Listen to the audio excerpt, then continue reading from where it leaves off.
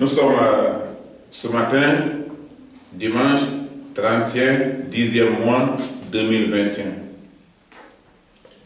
Et nous nous souvenons tous que le mois qui va commencer bientôt est un mois qui est consacré pour les gens du monde à une fête qu'ils ont toujours trouvée comme une fête importante, la fête des morts.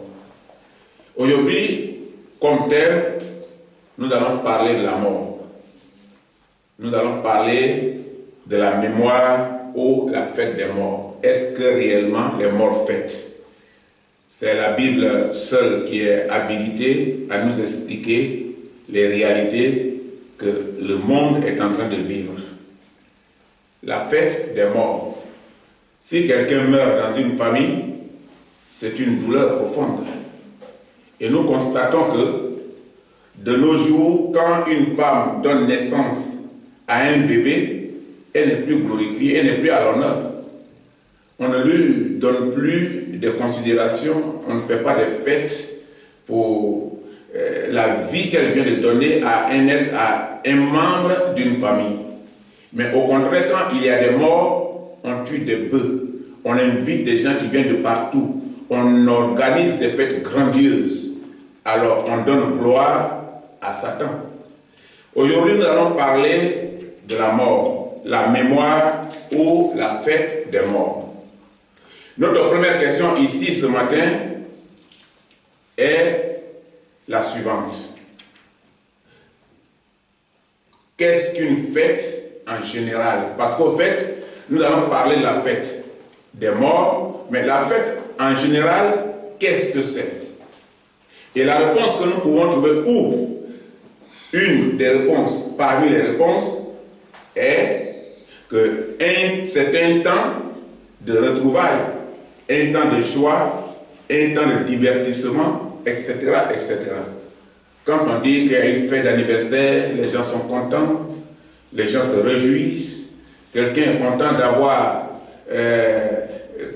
content de ce que Dieu a ajouté un autre jour à son âge, il invite ses amis et ils se réjouissent ensemble. Ou quand il y a une fête de mariage, on sait déjà qu'une famille est fondée à partir de là, c'est une réjouissance. Quand il y a des fêtes dans la famille qui sont des fêtes de fin d'année, parce qu'on est content, on est en bonne santé, c'est une réjouissance. Et souvent, les gens viennent de partout, ils s'invitent, les familles qui sont dans d'autres villes, dans d'autres pays, se réunissent et ensemble, ils fêtent. Parce que c'est un moment de divertissement, etc., etc. Ça, c'est le premier point. Et aujourd'hui, nous allons faire une interrogation sur la mort. Qu'est-ce que la mort? Et ici, une des réponses est la suivante. C'est un corps sans vie. Quand on dit quelqu'un est mort, maintenant, il n'a plus de mouvement. Son âme l'a quitté. Ce qui fait qu'il peut se mouvoir, il peut parler, il peut s'habiller, il peut se contrôler. Ce qui fait qu'il peut être accepté dans une société, cette chose-là est quittée en lui. Et quand cette chose-là s'en va, il reste un corps sans vie. Un corps qui ne respire plus.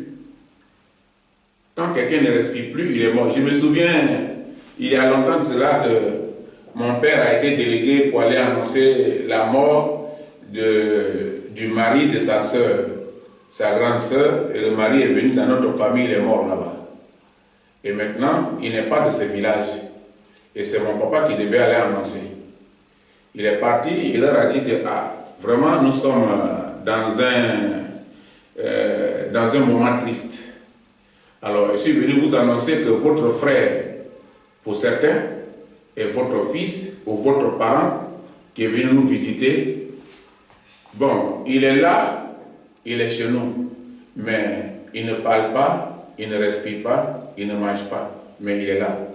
Et nous vous invitons à venir partager la douleur avec nous.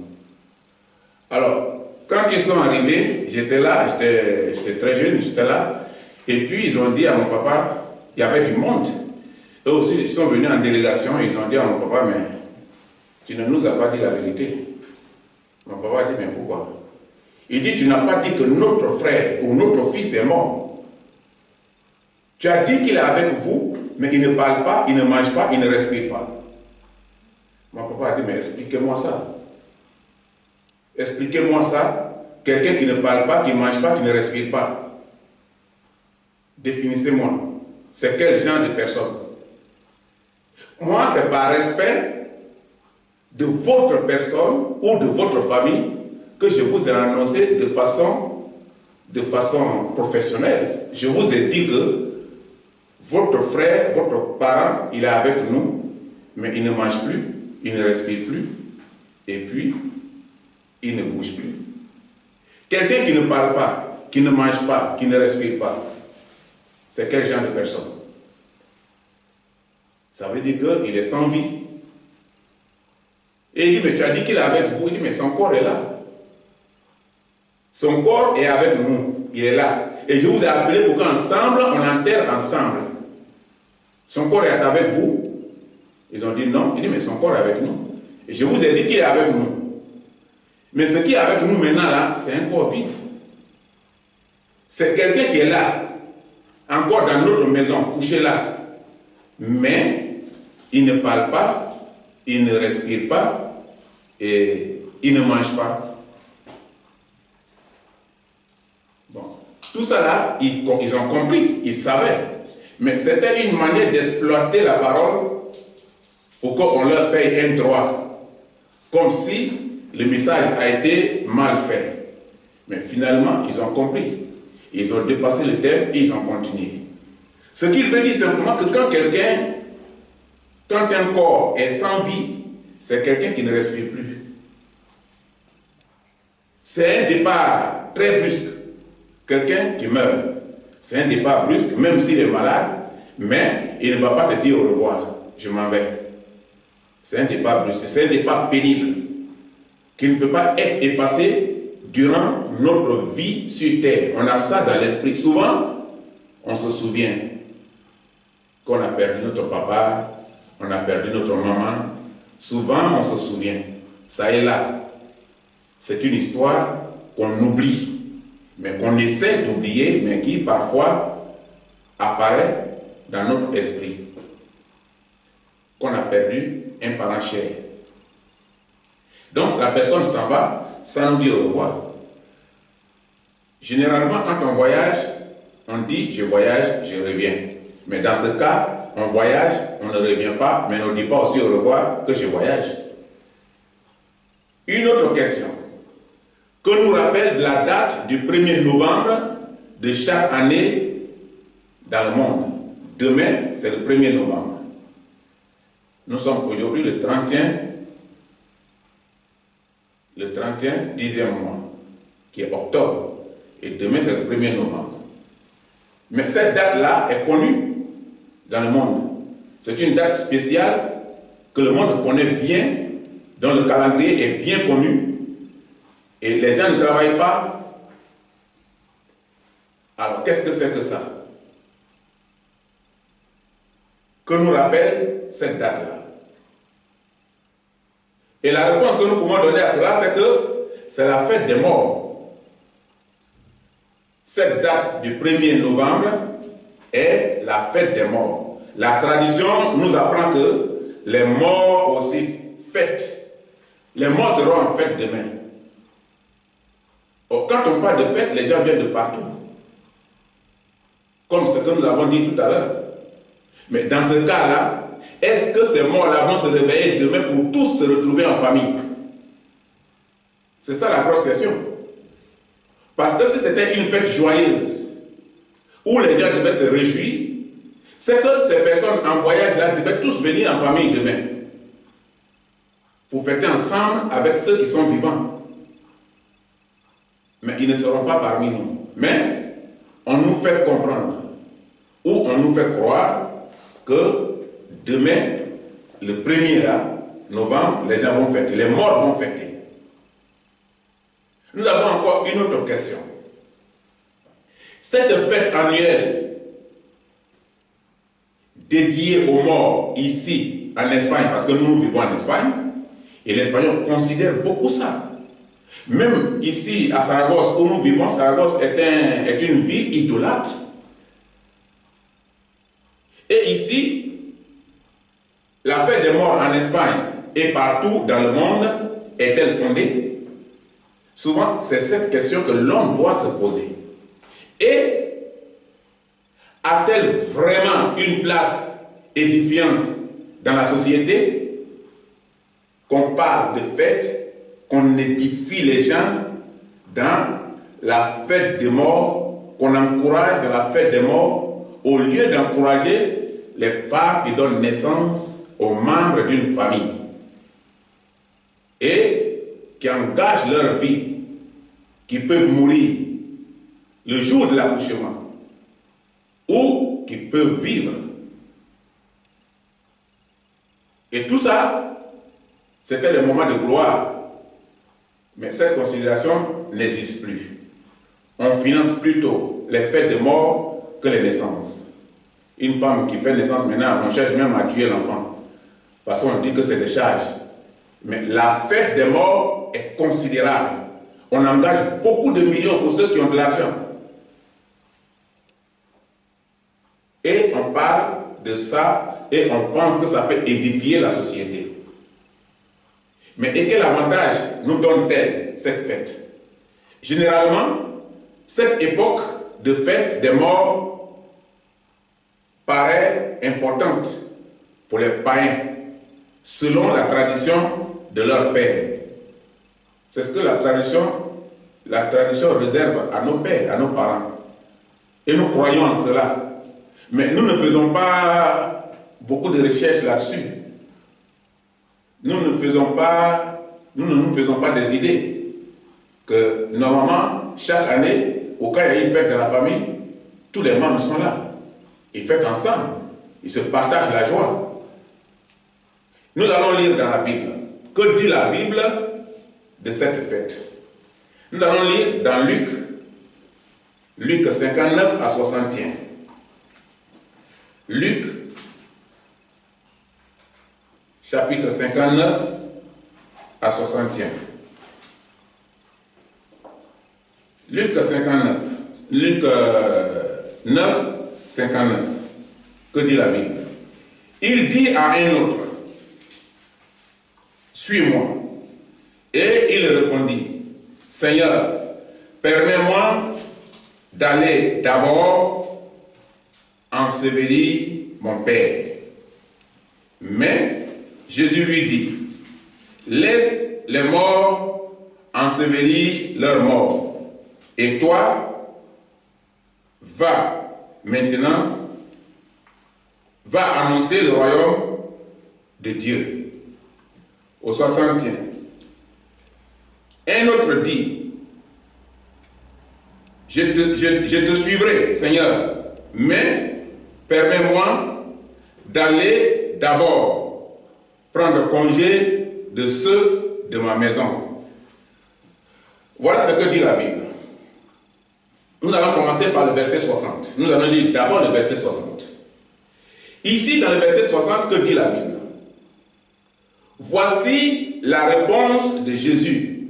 Laisse les morts ensevelir leurs morts, et toi, va annoncer le royaume de Dieu. Quand les gens sont partis chercher Jésus pendant qu'il était mort, qu'est-ce qu'il leur a dit? Pourquoi cherchez-vous celui qui est vivant parmi les morts? Il dit maintenant, nous devons réfléchir pour agir selon Dieu, selon ce verset. Laisse les morts ensevelir leurs morts. Cela ne veut pas dire que quand quelqu'un meurt de ta famille, tu vas le laisser dans la famille, il va pourrir. Mais pour mieux comprendre, quand tu lis ce passage, tu sais qu'il veut parler de ceux qui consacrent leur vie aux morts et qui donnent tout leur espoir aux morts. Ceux qui suivent encore le calendrier de la fête des morts. Et cette période, ils se souviennent des parents morts. Ceux qui sont dans cette pratique, à cette période-là, se souviennent des parents morts. Ils étalent des photos des morts dans leur salon ou dans leur chambre à coucher. Ils vont au cimetière pour apporter des fleurs et ils adressent aux morts des vœux. Quand ils vont au cimetière, ils donnent des fleurs, ils adressent des vœux aux morts et ils sollicitent en retour la réussite de leur projet. Il faut que tu fasses réussir mes projets. Ils parlent à leur père, ils parlent à leur mère, ils parlent à leurs parents et ils pensent que ces personnes-là, comme ils pensent que ces personnes sont de l'autre côté, elles sont vivantes et qu'elles sont à mesure de répondre à leurs besoins. C'est de l'ignorance.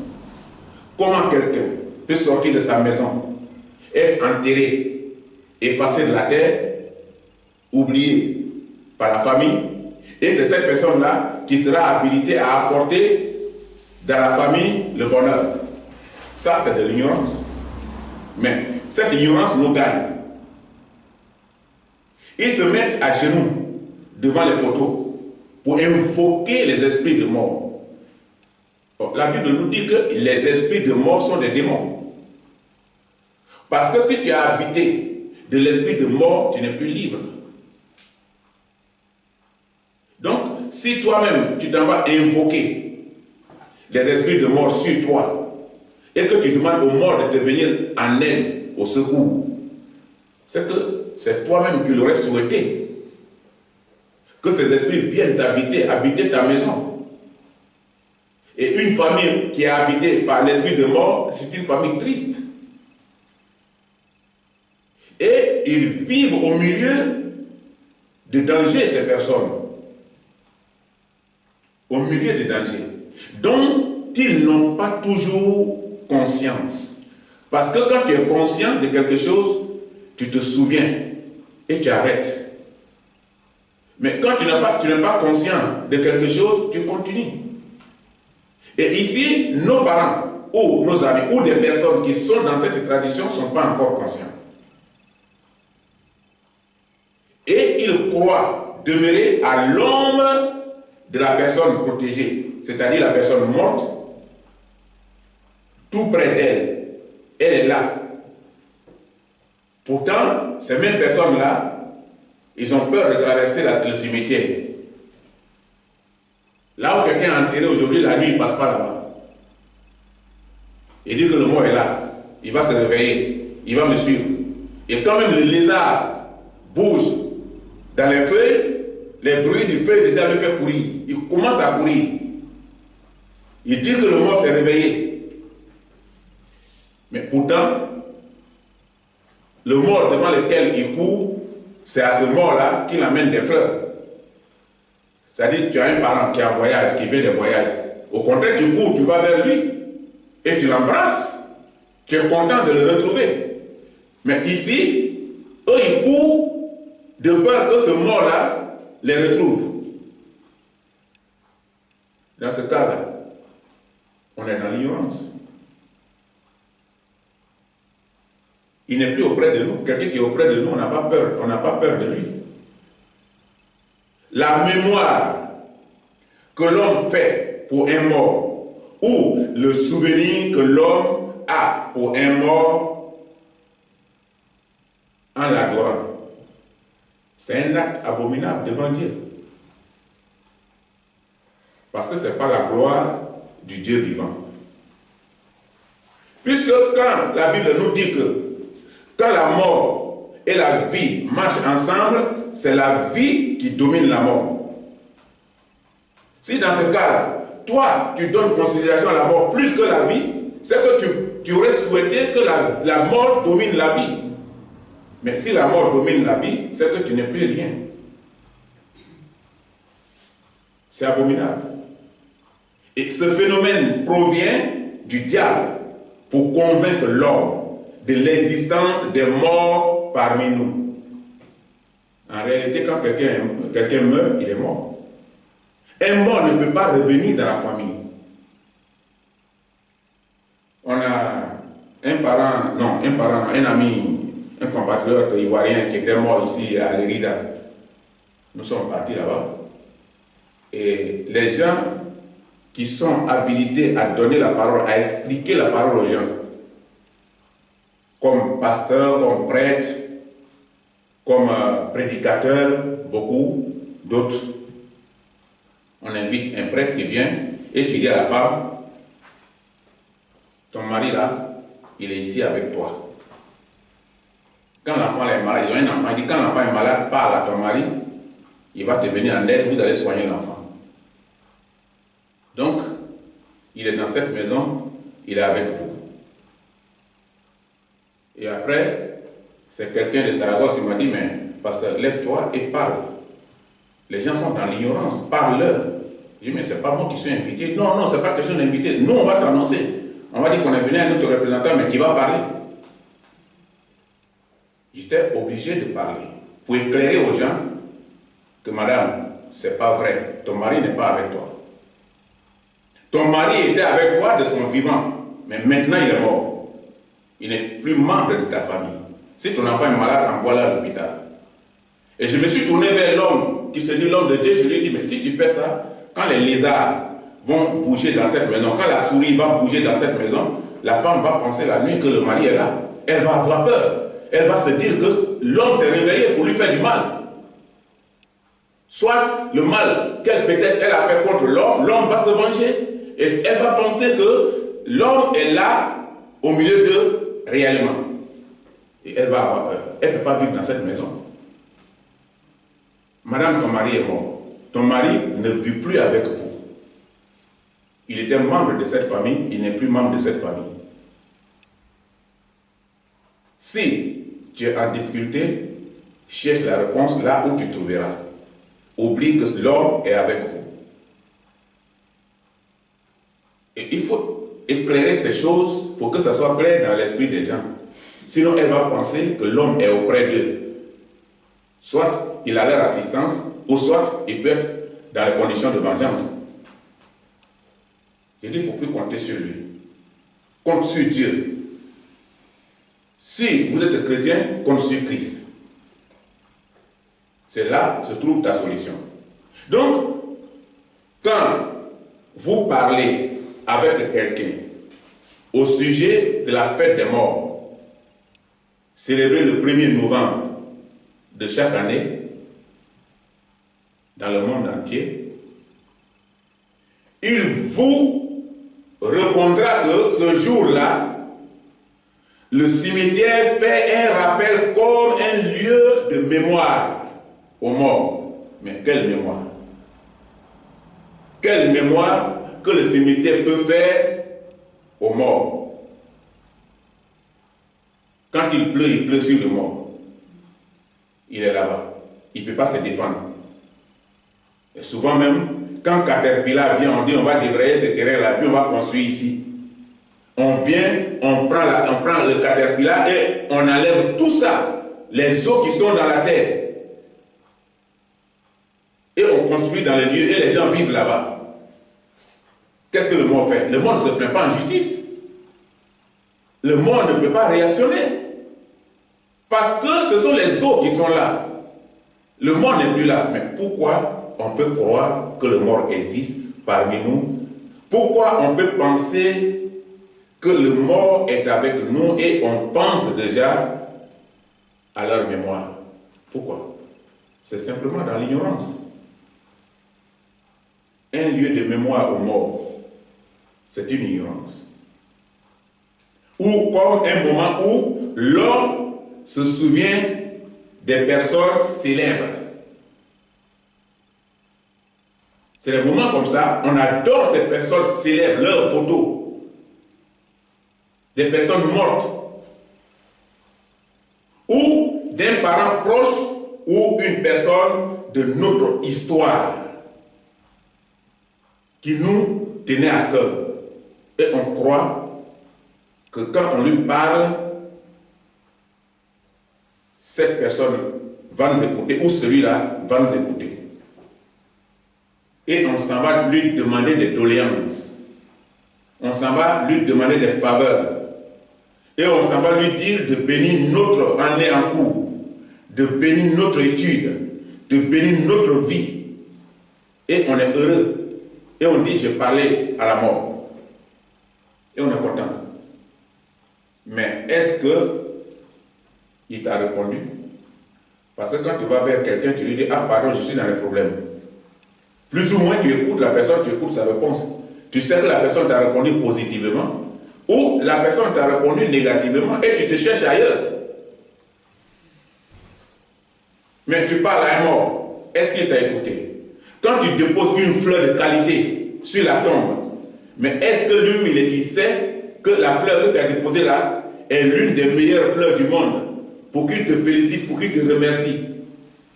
Dès que tu t'en vas, le soleil frappe aussi la fleur. Dès que tu t'en vas là, les gens viennent là, s'ils veulent enlever, ils enlèvent. Il fut un temps en Côte d'Ivoire, il y a un groupe ethnique qu'on appelle les Baoulés. Ils enterraient des gens avec beaucoup de respect. Ils mettaient de l'or plaqué sur le corps, ils mettaient des pailles de qualité, plus chères, et tout ça là, ils mettaient souvent, même quand la personne dans sa maison avait beaucoup d'éléments qui étaient en or, on mettait ça dans la valise, dans le cercueil, et on enterre. Mais les neveux qui enterrent, ils connaissent la qualité et la valeur. La nuit, ils viennent, ils déterrent tout ça. Ils enlèvent tout ce qui est propre là, l'argent. Ils savent que ça a une valeur, ils enlèvent tout. Ils le dépouillent de ses biens. Le mort ne peut pas parler, hein, il ne réagit pas. Il ne va pas faire plainte contre eux en justice. Et ils enlèvent tout ça, ils mettent dans leur sac, ils envoient à la maison, ils enterrent de nouveau. C'est fini. Il est mort. Il n'a aucun pouvoir. Vous lui donnez tout ça, c'est pour la terre. Et ils s'en vont avec. Donc si quelqu'un te tient à cœur, de son vivant, il faut le soigner s'il est malade.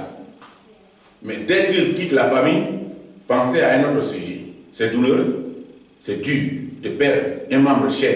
Mais après, il faut surmonter l'histoire et continuer la vie. C'est pourquoi la vie doit dominer la mort. Parce que la douleur est là. Mais cette douleur-là, tu vas la laisser pour surmonter et pour continuer la vie. La vie domine la mort. Jésus est la vie et il domine la mort. C'est pourquoi il est ressuscité. Luc 9, verset 59. Ça fait partie du groupe que nous avons lu tout à l'heure. Dans le verset 59, qu'est-ce que la Bible dit? Cet homme veut aller d'abord ensevelir son père avant de suivre Jésus-Christ. Comme quelqu'un qui remet sa repentance toujours à demain et qui laisse passer l'opportunité que Christ lui offre. Aujourd'hui, quand on écoute ce message, c'est l'opportunité que Christ nous offre. C'est l'opportunité que la Bible nous donne. Mais en écoutant ou en recevant ces opportunités, cet homme n'a pas compris le sujet. Et il veut aller d'abord ensevelir son père, celui qui est mort. C'est-à-dire que Dieu te donne aujourd'hui l'occasion de le suivre, de te repentir, et tu laisses cette occasion de la repentance pour continuer ta vie dans le monde. Dans ce cas, tu as perdu l'opportunité que Christ t'offre. Et cette catégorie de personnes est préoccupée par des cadavres, rien que des cadavres, les corps sans vie, des esprits de mort, étouffent sa conversion et l'empêchent de suivre Christ. Parce que quand ces esprits étouffent ta conversion, tu ne te convertis plus. Tu ne crois plus en Christ. Ça étouffe ton chemin. Ça te ferme le chemin de la vie. Et la mort domine ta vie. Au lieu que la vie domine la mort domine ta vie. Et tu deviens esclave des esprits de mort. Dans Luc 9, 61, le dernier verset que nous avons lu dans notre passage précédent. Cet homme veut aller d'abord prendre congé de ceux de sa maison. À avant de suivre Christ, il va aller suivre, il va aller d'abord prendre congé de ceux de sa maison. Ça veut dire quoi? Il y a des parents, les membres de famille qui sont dans ces familles-là, les parents leur donnent des fétiches, on leur donne des choses qui sont sur eux, et dès que tu leur annonces l'évangile, ils ont peur. Parce qu'ils doivent se séparer de ça. Mais on leur a donné des conditions. On dit, si tu t'es séparé de ça, là, voilà, tu seras fou, tu seras folle, tu seras malade, voici ce qui va t'arriver, l'esprit de mort va dominer en toi, ou tel démon va te dominer. Il a peur. Donc il pense que quand il va se séparer de ça, voici des choses qui vont lui arriver. Donc il dit, je vais aller prendre congé des gens de ma maison. C'est-à-dire, il va aller leur demander permission. Ah, on m'a annoncé Christ, est-ce que je peux aller? Donc je vais vous remettre les choses là. On dit, ah bon? Quand Christ sur lui, c'est fini, il a peur. Donc il reste. Il reste et il vit avec. Donc il dit, je vais aller prendre congé des gens de ma maison avant de suivre Jésus-Christ. Donc avant de suivre Jésus-Christ, il va aller demander permission. Comme si, avant de mourir, il peut aussi demander permission. Ah, la mort est venue me voir. Et il dit qu'on n'a qu'à partir. Et donc, je fais comment? Mais si les parents avaient ce pouvoir de donner une autorisation, si tu dois partir ou non, il n'y aura pas de mort dans les familles. Parce qu'on ne voit pas une mère ou un père qui va accepter que son enfant s'en va aussi très tôt comme ça. Donc, il aura résistance. Et ici, là, il dit, d'abord, il va prendre congé des gens de sa maison avant de suivre Jésus-Christ. Mais cette personne vit dans la peur parce que les œuvres de la tradition qu'il a reçues de ses parents lui préoccupent. Voilà les réalités d'un homme pareil qui dit, je vais aller prendre congé d'abord des gens de ma maison. Il est préoccupé par quelque chose. Et il a peur des effets négatifs, c'est-à-dire ensorcelé ou envoûté. Il a peur. Et réellement, s'il n'est pas un chrétien converti, après avoir abandonné cette chose, il sera envoûté. Ou il sera ensorcelé. Voilà les conditions dans lesquelles il se trouve. Et il a peur. Parce qu'il y a un problème qui est posé. Il a signé pacte avec Satan, avec le diable. Et maintenant, pour abandonner les choses, il veut aller vers eux, vers les parents, pour faire la proposition. Et ils n'accepteront jamais que tu abandonnes ces choses pour suivre Christ. Donc, pour suivre Christ, c'est une question de décision. Quand Dieu te révèle ces choses, quand tu te réveilles de ce grand sommeil, automatiquement tu abandonnes ces choses et tu suis le Seigneur. C'est Dieu qui fera le reste. Tu ne seras pas envoûté, tu ne seras pas ensorcelé. Parce que Dieu sera à l'œuvre pour montrer sa puissance. Qu'en réalité, la vie domine la mort. Et cette catégorie de personnes est préoccupée par la tradition de sa famille. C'est ça qui nous gagne souvent. Comme mes parents font ça, mes parents sont dans ça, il faut que je sois aussi dans ça. C'est ça la tradition. Et cette tradition-là, il y a des mauvaises traditions vraiment qui tuent nos parents et qui nous tuent et qui vont de génération en génération. Et les gens ne peuvent pas se convertir à cause de cette tradition. Et ils meurent avec. Et la tradition les tue.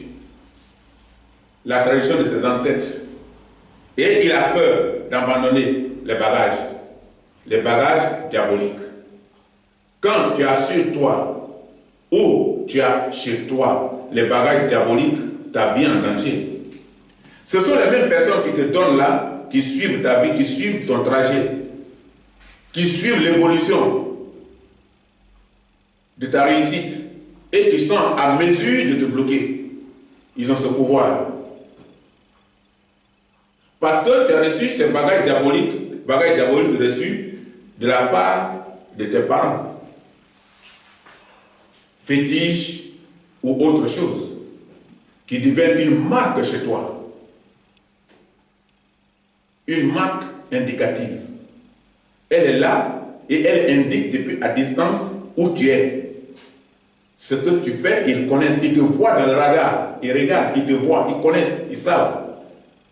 Parce que chez toi, il y a quelque chose qui leur permet de localiser là où tu te trouves. Tout de suite là, il faut mettre, tu vas dans une ville ou tu vas sur une rue et puis tu mets GPS. GPS va te localiser automatiquement où se trouve le lieu. C'est la même chose. Ils ont une liste de personnes qui fait partie, la liste de personnes, des gens qui font partie de leur équipe, qu'ils contrôlent, qu'ils supervisent.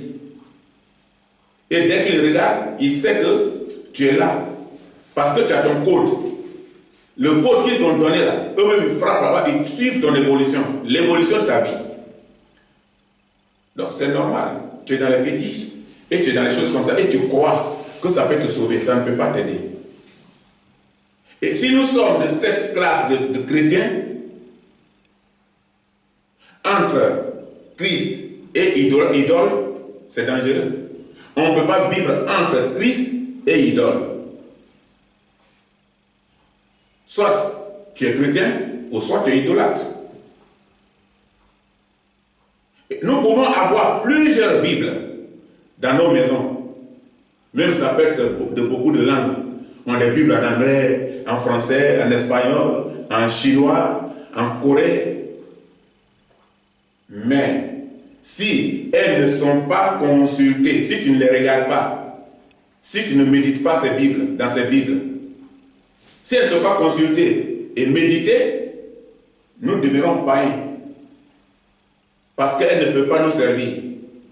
Si elles ne servent pas à notre délivrance, si elles prennent la poussière sur notre étagère, alors elles ne sont rien d'autre que des livres ordinaires. Les livres de géographie, les livres d'histoire, les livres qui nous enseignent les choses de la planète. Alors, prenons le temps de la lire, la Bible, quand nous l'avons à la maison. Et même de recopier des versets parfois et les retenir. Parce que ça peut nous aider. Quand nous devenons chrétiens, ce livre devient désormais notre arme de combat. Parce que avant, tu partais t'incliner devant les morts, dans les cimetières. Mais maintenant, là, la Bible devient ton arme de combat. C'est devant Dieu, devant Christ, que tu t'inclines, avec la méditation à l'appui, avec les versets bibliques à l'appui. Là où tu prends ton pouvoir. C'est comme ça. Ce livre est le secret de la délivrance et la vie éternelle.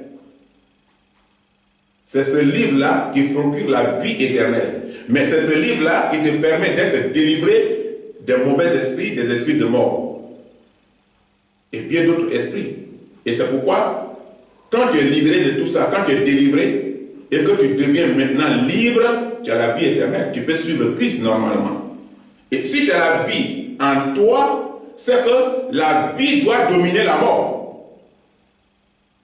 Et les cadavres sont sous ton pouvoir. Tu ne vas plus t'incliner devant les cadavres. Ils sont sous ton pouvoir. C'est toi qui domines la mort. Le cadavre ne peut pas te donner la vie. Et tout ce que tu t'en as demandé aux morts là, il n'entend même pas, il n'écoute pas.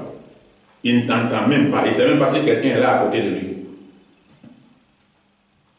Donc ta mission est d'annoncer l'évangile comme ce que nous avons vu tout à l'heure. Ta mission est d'annoncer l'évangile pour ressusciter les morts. Toi, tu n'es plus sous la domination des morts, mais tu as compris que la vie domine la mort, donc toi maintenant tu vas ressusciter les morts par l'évangile. Et la Bible parle de l'offrande qui est le corps de notre Seigneur Jésus-Christ. Jésus a été notre offrande pour que nous ayons la vie éternelle, qui est le seul mémorial important que nous révèle la Sainte Écriture. qui est pour Dieu les seuls moyens d'exhortation. Si tu n'as pas la Bible, c'est dans quoi ou par quoi tu peux être exhorté. Ce sont les démons qui vont t'exhorter, mais en mal, en te conduisant vers des choses négatives. Et tu vas croire. Prenez le chrétien et le païen. Le païen, il a ses idoles. Et le chrétien a sa Bible. Quand les deux meurent, on prend la Bible et on l'utilise au profit d'autres personnes. Mais les idoles, on ne connaît pas le contenu de ça. Ne touchez pas avec la main. Prenez une pelle, prenez ça, mettez dans un truc, et puis maintenant, allez-y brûler, allez-y enterrer. Mais pourtant, c'était à ta disposition, c'était ton pouvoir.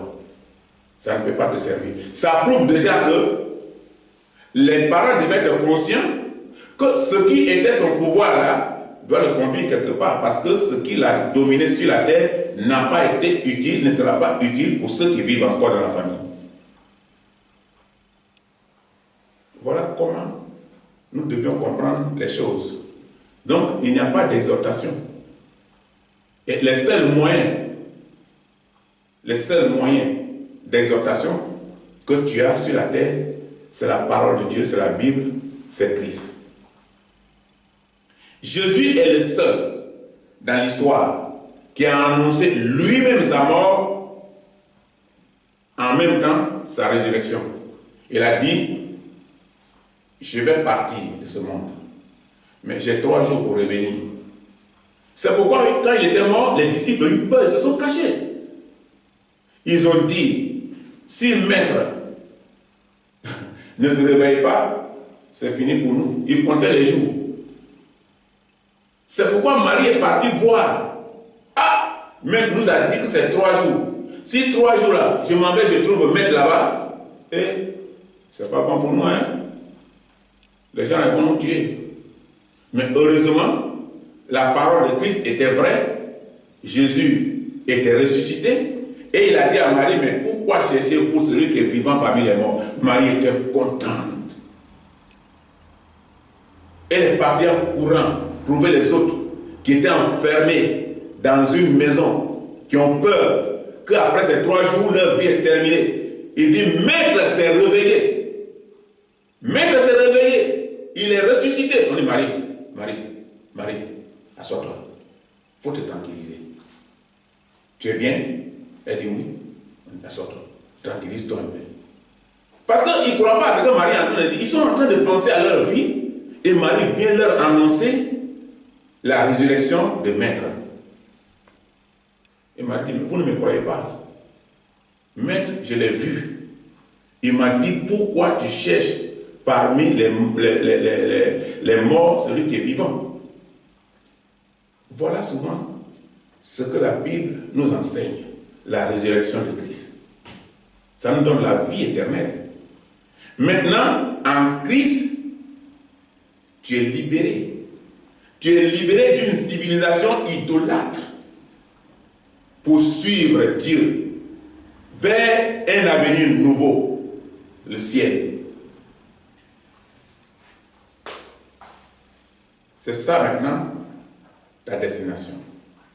Nous allons lire dans Hébreux 10, verset 10 à 12.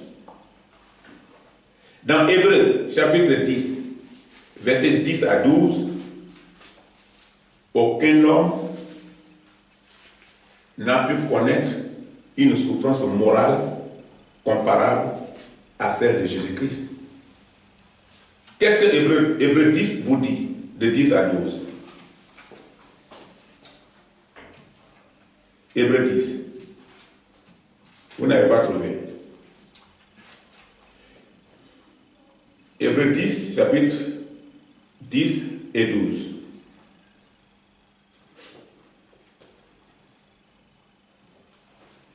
C'est en vertu de cette volonté que nous sommes sanctifiés par l'offrande du corps de Jésus-Christ une fois pour toutes. Et tandis que tout sacrificateur fait chaque jour le service et offre souvent les mêmes sacrifices qui ne peuvent jamais ôter les péchés. Et 12, lui, après avoir offert un seul sacrifice pour les péchés, est assis pour toujours à la droite de son Dieu. J'ai besoin de lunettes, mais à distance, je peux lire. Sans lunettes, c'est pas grave. Trop proche, je ne vois pas bien. Mais quand je mets à distance, les écritures sont petites, mais je peux lire. Néanmoins, c'est compréhensible. Ici, il est question de quelqu'un qui n'a pu connaître une souffrance morale comparable à celle de Jésus-Christ. Parce que la Bible vient de nous dire ici que nos parents font des sacrifices, mais ils les font toujours. Toujours des sacrifices. Soit ça peut être des sacrifices de l'animal, sacrifices humains, sacrifices pourris, sacrifices dans les eaux. Et tout ça, ils sont toujours dans les sacrifices chaque jour. Mais ce sacrifice de Christ a été un seul sacrifice et une seule fois pour donner la vie. Donc, les sacrifices des morts ne peuvent jamais ôter ni les péchés, ni pour ceux de ta famille, ni pour tes ancêtres. C'est ça la Bible. Le sacrifice que tu fais actuellement, ça ne peut pas ôter ton péché. Ça ne peut pas ôter les péchés des membres de ta famille, ni de tes ancêtres morts. C'est ce que la Bible dit. Mais le sacrifice de Christ, ça a été une seule fois et ça suffit. Donc, la mort de Christ est spéciale. Et la Bible dit que le jour qu'il fut conduit à la croix, il était innocent. Il n'était pas pécheur, il était innocent. Mais il a accepté aller à la croix seulement pour faire un sacrifice à ta place, pour être lui-même sacrifice à ta place. Parce que le lieu de Golgotha, c'est un lieu où on tue les gens chaque année. Donc si on t'envoie dans la prison de Golgotha, c'est dangereux. La prison de Golgotha, ce n'est pas une bonne prison. Chaque année, on tue quelqu'un. Et si tu es sur la liste de ceux qui vont présenter, c'est fini. Donc chaque année, chacun est inquiet. Et encore la date arrive, qui vont présenter? Je ne suis pas encore libéré. Quand on te libère avant la date, tu es content. Ta famille est contente. Mais dès que la date n'est pas encore arrivée, pendant que la date n'est pas encore arrivée, que tu es encore là-bas, ou bien qu'un membre de ta famille est là-bas, l'inquiétude est là. Donc Jésus était innocent, mais accepta la condamnation que méritaient les pécheurs. Que méritaient les péchés de tous ceux qui acceptent le salut par lui. Si tu acceptes le salut par Christ, ce sacrifice est pour toi. Ce sacrifice est pour toi. Tu as le salut éternel. Mais grâce à la mort et à la résurrection de Christ, grâce au sacrifice de Christ. Donc ton père est mort, par exemple. Ta mère est morte, par exemple. Un parent proche est mort dans ta famille, par exemple. Ou peut-être ton enfant. Et ni la tradition, ni un ancêtre n'ont rien changé à cette triste disparition. Mais pourquoi les adorons-nous? Ce n'est pas une ignorance. Pourquoi leur mort n'a rien changé dans notre famille, mais on continue d'adorer? Ce n'est pas ignorance, c'est triste. Ils sont morts en te laissant dans beaucoup de problèmes, de soucis. Si tu n'arrives pas à te prendre en charge, que tes parents sont morts, c'est des problèmes. Tu es obligé de t'attacher aux gens. Tu es obligé de te soumettre aux autres. Tu es obligé d'accepter d'être bonne ou d'être bon chez quelqu'un, de faire l'esclavage. Tu es obligé d'accepter les conditions de vie difficiles. Donc ta vie est conditionnée. Ta vie est conditionnée. Voilà les difficultés qui sont là devant nous. Donc, Ces difficultés sont des difficultés de chaque jour. Quand la mort vient prendre quelqu'un. Donc la mort de Christ est spéciale. Comme ce que nous avons entendu tout à l'heure. Mais dans ton cas, ton père est mort, tes parents sont partis, et il ne peut rien changer en cela. Donc ils sont morts en te laissant dans beaucoup de problèmes. Beaucoup de souffrances. Beaucoup de douleurs. Mais surtout, dans beaucoup de pensées. Les morts attendent un procès contre eux au ciel. Il ne faut pas aussi chercher un procès contre toi. Eux, ils sont déjà morts, sans Christ. C'est sûr qu'ils attendent un procès. Ils passeront au tribunal. Mais toi, souviens-toi de Christ. Souviens-toi de sa mort, de sa mort. Souviens-toi de sa résurrection. C'est ça qui fait la vie, la différence entre la mort et la vie. C'est Jésus seul qui mérite l'adoration. Ce ne sont pas les idoles que tu adores. Ce ne sont pas les esprits de mort que tu adores au cimetière. C'est Jésus seul qui mérite l'adoration. Parce que ce mémorial de ses souffrances et de sa mort, il l'a institué lui-même pour effacer notre condamnation et nous épargner de l'enfer éternel. Il mérite d'être gardé en mémoire et en souvenir. Seul Christ. Nous allons lire dans 1 Corinthiens 11, verset 24. Ici, dans ce passage, la Bible dit quoi? Le pain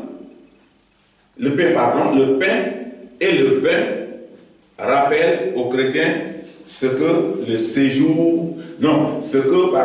Seigneur a accompli par amour pour eux. Quand nous sommes baptisés et que nous prenons la Sainte Seine, c'est ça la signification. Ce que Christ a accompli pour nous. Donc, le pain est donné aux chrétiens en souvenir de son corps, mais aussi comme symbole de l'union et de tous les vrais chrétiens. Pas les chrétiens à moitié, les chrétiens à peu près, de tous les vrais chrétiens. La Bible ne parle pas d'un vin fermenté. Souvent, j'ai pris Sainte-Seine une fois dans une église ici à Saragosse. Et j'ai vu le vin fermenté, le vin frère, ils ont payé dans le magasin, ils sont en train de distribuer. Après, j'ai dit au pasteur, mais qu'est-ce que c'est quoi ça? Il m'a dit, ah, mon cher, il faut laisser ça. C'est le vin qui est ici, là, que j'ai payé. Tu vois? Ici, là, au Canada, qu'est-ce qui s'est passé? Marie a dit, Jésus, vin fini, faites-la, c'est comment? Et finalement, quand Jésus a commencé son miracle, il a fait son vin, les gens disent, ah, mais ce vin-là, s'il était ici avant. Nos parents qui sont au pays, Dieu leur donne un exemple. Les vins de palmier. Les vins de palmier, quand réellement on fait un palmier, nos parents sortent là-bas le vin qu'on appelle le vin blanc, le vin traditionnel. Mais le premier liquide qui vient là, c'est sucré. Et nos parents disent, ah, ça là, c'est pas ça qu'on veut. Maintenant, ils vont chercher quelque chose qui est dur, il met en bas pour que ça tombe dessus. Demain, il vient, ça a changé de goût. Il dit, maintenant là, et quand il boit, il va à gauche, il va à droite, il dit, ça c'est ça qui est bon. Ce vin dont on parle, ce n'est pas ce genre de vin qui t'amène à gauche et à droite. Ce sont les jus de raisin qu'on donne pour seulement un exemple de la cérémonie de Christ. Voilà ce que la Bible dit. Ce n'est pas vin fermenté. Mais, question. À quoi correspond la mort? Parce que nous tendons maintenant vers la fin. La mort correspond à un voyage non préparé. Parce que dans la mort, on ne prépare pas. On peut sortir tout seul, on dit je vais au travail, je reviens le soir. Et puis on ne revient plus.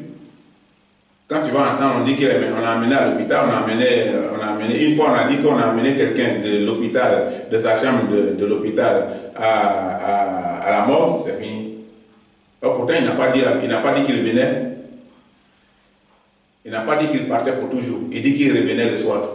Et habituellement, tout le monde se retrouve dans la famille le soir, ils mangent ensemble. C'est pourquoi quand l'heure de manger arrive, on consulte chacun les chaises qui sont vides pour se rassurer de leur existence. parce qu'un membre de famille est cher. Donc, c'est sans retour. Et personne ne conteste cette affirmation parce que nous sommes tous témoins que dans chaque famille ou dans chaque village ou chaque ville de notre pays, un cimetière rappelle à chacun cette fatalité. Il y a un cimetière qui existe. Le cimetière, ce n'est pas un lieu de football, ce n'est pas pour aller jouer au football, ce n'est pas pour aller jouer au ballon là-bas. Cimetière, c'est pour enterrer quelqu'un. Mais celui qu'on enterre là, c'est membre d'une famille de quelqu'un. Donc, si le cimetière existe, ça veut dire que la mort est là. Et si la mort est là, ça veut dire que la résurrection, on doit penser à comment vivre pour ne pas mourir dans des conditions difficiles pareilles. Il faut qu'on meure avec l'Esprit de Dieu en nous. Donc, si nous croyons que nous ne rencontrons plus ces personnes sur le lieu de rendez-vous, les personnes que nous connaissons, ça peut être des amis, ça peut être des membres de famille, et qu'on ne va plus les rencontrer sur le lieu de rendez-vous. Le rendez-vous familial, pour ceux qui sont des membres de la famille. Donc, habituel, autour d'un repas. C'est autour d'un repas là, on sait que tout le monde est rentré. Ou tout le monde n'est pas encore rentré, parce que la chair de quelqu'un invite. Ou un rendez-vous amical pour les amis. Mais pourquoi pensons-nous les rencontrer dans le cimetière? Si tu n'arrives pas à les croiser dans les lieux habituels, soit dans un café où vous allez avant, qu'est-ce que vous faites, ou alors à la maison où vous mangez ensemble, ou alors à une fête, à une réunion, pourquoi c'est dans le cimetière que tu t'en vas le chercher? Pourquoi ne pas lui donner un rendez-vous chez toi à la maison, en famille, pour manger ensemble? Ah, Joseph, bon, demain la maman dit on n'a qu'à venir manger ensemble, hein? Moi aussi j'irai. Et puis vous vous retrouvez en famille pour manger parce que vous êtes devenu grand, indépendant, chacun vit chez lui, mais vous vous retrouvez dans un coin, soit en fin d'année, soit à une fête, et puis vous mangez ensemble, ou en fin de semaine, vous mangez ensemble. Pourquoi ne pas l'inviter chez lui? Pourquoi ne pas l'inviter au café? Hein? Mais c'est parce que, simplement, il n'est plus trouvable. Tu vas le trouver où? Tu vas l'appeler sur quel numéro de téléphone? Parce que quand un membre n'est pas encore arrivé, sa chaise de ville, on l'appelle, on dit tu es où? Il dit je suis à côté, j'arrive. On se rassure déjà de son existence.